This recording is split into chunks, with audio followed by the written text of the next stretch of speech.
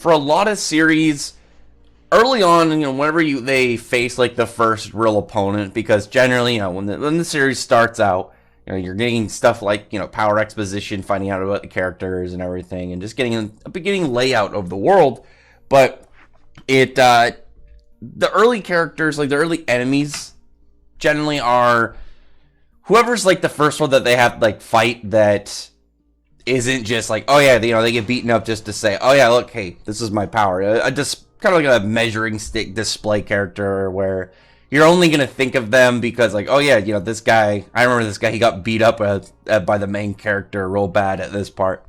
But when you get that first character that kind of stands himself as a threat, like, when we think back on Undead Unluck, and maybe if it'll go the distance, get a pretty good fair length of the series, we'll find out. Obviously, I mean, it'll take years to really kind of get that measurement out there. But the early enemies, like the dude in the first chapter, probably remember that guy just because it was the first chapter, and then the robot dude that was with Shen. I doubt anyone's really gonna remember that guy. He was pretty forgettable. But right now, I think when you maybe like imagine like a couple hundred chapters in Undead Unluck and you remember the spoil enemy, I think that Uma's actually doing pretty well as like an early enemy at being both fun to watch get beaten up, but also he's got like a pretty intimidating like power and form. He's not a pushover, but he's not so strong that it's like, man, how are they gonna beat this guy? But chapter begins. You have a really nice opening, like, little cover with Izumo as she's just sitting down. She's got her hat and gloves off and stuff. She's just relaxing, reading some manga. And we just open up to, like, you had this really just wholesome first page, and then it's just, bam, the spoil Uma is, like, falling into that, like, explosive, like, TNT building, and just getting, like, he's getting a little bit ragdolled right here.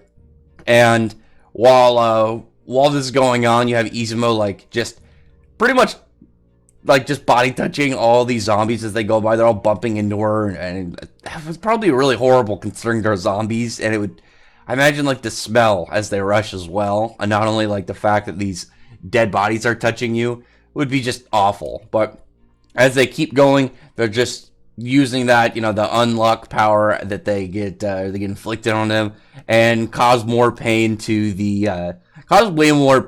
the spoil Uma. Like, the dude's just getting mauled. But when they're all doing that, there's obviously the fact that Shen is like, yeah, we kind of got the curse on us. Our timer is going down. We know from the last chapter that it can go up, but we don't have the number will go up. Like, you get your time, you add more time added onto you. We don't have like an exact like, oh yeah, it's because of this. We saw that kid, comfort that girl, little girl, and his ability. Well, we don't know if it was an ability or if it had to do with with one of the rules for how spoil works. I'm guessing it was one of the rules, because I was thinking maybe it was like the repair guy, but maybe that's not him.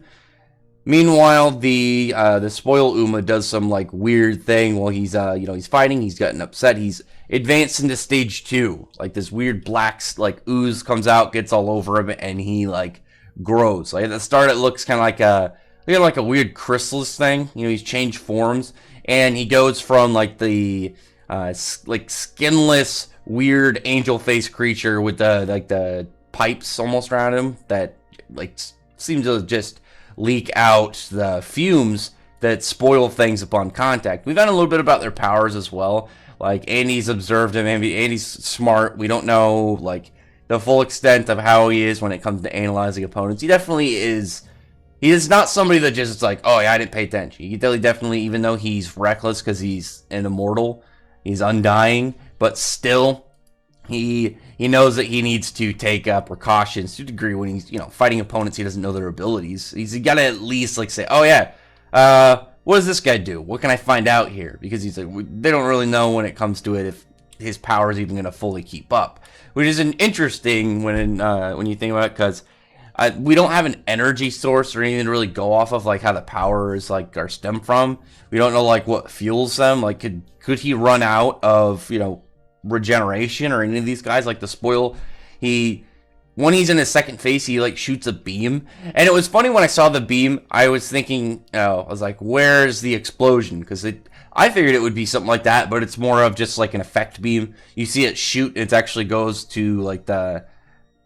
It looks like the Statue of Liberty, but it doesn't look as big. I don't know.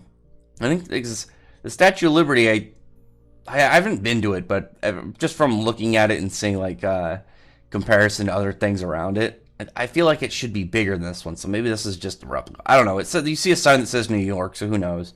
But I guess it is a fictional world. But still, and he shoots it, it hits it, and then just like it seems to rust and fall apart. And we find out like normally it can spoil organic material, like aside from like living things. Living things have a the timer as we saw. And now he's got this beam that pretty much says, yeah, screw the rules. It's just gonna fast decay anything that comes in contact with it. But when he's in this new form, he's got like these big wings, so he's got flight, and then just like lifts up his hands and starts shooting all these beams around. And one of the beams like lands on Shen, but he ends up having to take his glove off. And how it seems to work, even if you had a shirt on and it hit you in the chest, it would go through the shirt. And then, obviously, like, take part of, you have to lose that. It would decay off. I'm wondering if it would keep spreading. Like, would it, after it gets the glove, if you didn't keep the glove on, would it then kind of go to you?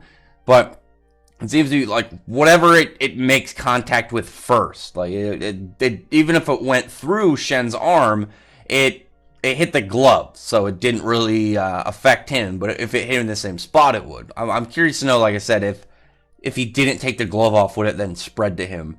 But then Andy, Andy gets it. He cuts off his hand while it's decaying. It's going way faster. Like it's accelerating way further than his regeneration can keep up.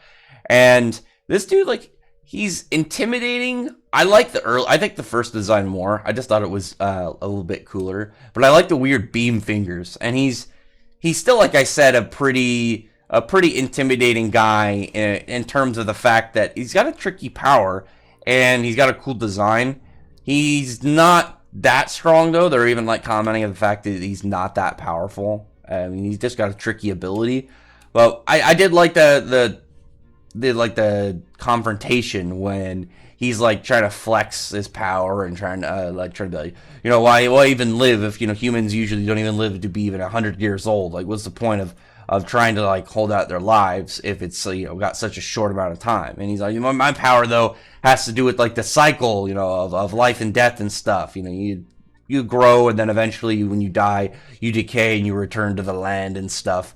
But Izumo's like, well, it's not like short amounts of time. Like 100 years is, 100 years is long for a person, but obviously in the hindsight of like the planets and the universe and stuff, 100 years is nothing. But in that 100 years, a person can experience a ton of stuff, and no matter how big and how small they're reaching for their goals. And that's when the timer on her body like goes back up. So I'm guessing it has to do with like, maybe your determination, maybe your feelings. Like, as long as you fight against the idea of giving in, then the power will, the timer will set. It's like when you just accept it, or maybe like the negative like emotions and stuff cause it to go down, and that positivity is able to make it go up, which is cool. It's a pretty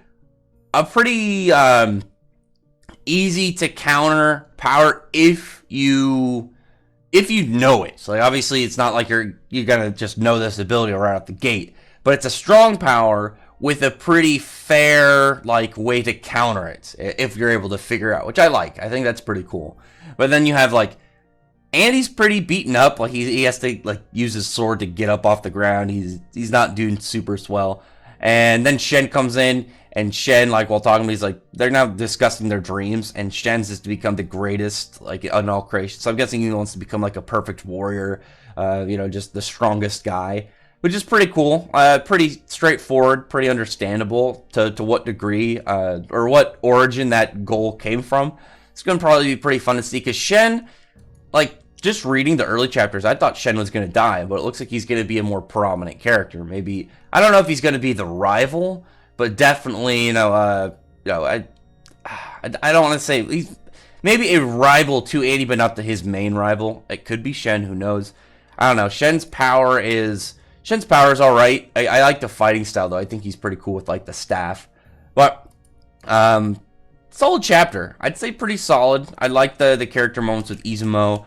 I thought the form, like I said, I like the first form for the Spoil Uma more, just personally as a, the design setup. But he's still a pretty interesting first opponent. And I like that it's more of like their convictions is how they're going to pretty much beat him before they just lay into him and, whoop his ass. Because he's not powerful. He's not that powerful. It's mostly like his power is like very tricky. He's just one of those opponents. Like they're able to like land a lot more hits and beat up on him. They just have to look out for that, the dangerous spoil ability. But anyway, other than that, no, solid, like I said. Pretty fun. I'm very intrigued to see, because this is, like I said, the first opponent that's really not just a throwaway fodder guy. I'm very curious of what the first enemy in Undead Unluck will be that is like a big threat. They're the big contender where it's like, you got to push your limits in order to beat him. He's got like an actual big threatening kind of like role. When you look back, like, man, that was a really good bad guy. It took a lot to defeat him. But other than that, maybe it'll be the Uma Galaxy. Who knows? Other than that, they'll comment below. Thumbs up the video, prefer the like button, the subscribe button, and check out my other videos. But other than that, I appreciate everyone who's already subscribed, and thank you all for listening. Bye.